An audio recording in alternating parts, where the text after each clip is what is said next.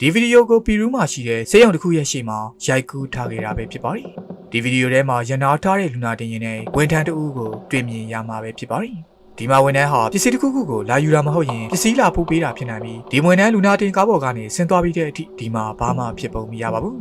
ဒါပေမဲ့လည်းလူနာတင်ကားတကားကိုဖွင့်ထားခဲ့တာဖြစ်ပြီးစက္ကန့်အနည်းငယ်အကြာမှာတော့တကားဟာသူ့ဘာသူပိတ်သွားတာကိုဒီမှာမြင်တွေ့ရမှာပဲဖြစ်ပါတယ်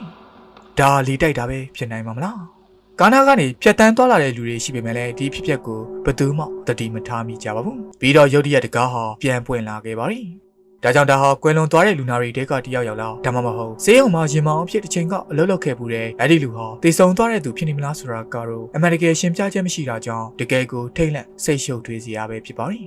ဒီဗီဒီယိုဖိုင်ဟာအိန္ဒိယဆေးရုံတစ်ခုအတွင်းကနေထွက်ပေါ်လာတာပဲဖြစ်ပါတယ်ဒီဗီဒီယိုဖိုင်ထဲမှာတော့ဆေးရုံတက်နေရတဲ့မိသားစုဝင်ချစ်ခင်ရတဲ့သူတွေကိုဆေးရုံဆောင်ရင်းဇင်းကြံမှာအိပ်ပျော်နေကြတဲ့သူတွေလည်းရှိနေပါတယ်ဒီဇင်းကြံရဲ့အောက်ထပ်မှာတော့ဆေးရုံရဲ့ရင်ခွဲရုံဝင်ပေါက်ပဲဖြစ်ပါတယ်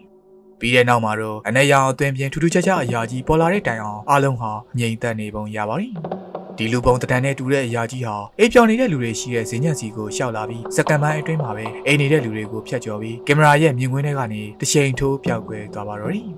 ဒါကြောင့်ဒီအနေရောင်အရာကြီးဟာရင်ခွဲရုံထဲမှာတင်ဆက်ထားတဲ့အလောင်းတလောင်းနဲ့သက်ဆိုင်တဲ့ဝิญဉ်ပဲဖြစ်နေမလားဆိုတာကိုတော့ဘယ်သူမှအသေးချာမပြောနိုင်ပေမဲ့ဒါဟာကြောက်စရာကောင်းခဲ့တာတော့အသေးချာပဲဖြစ်ပါရဲ့ခင်ဗျာ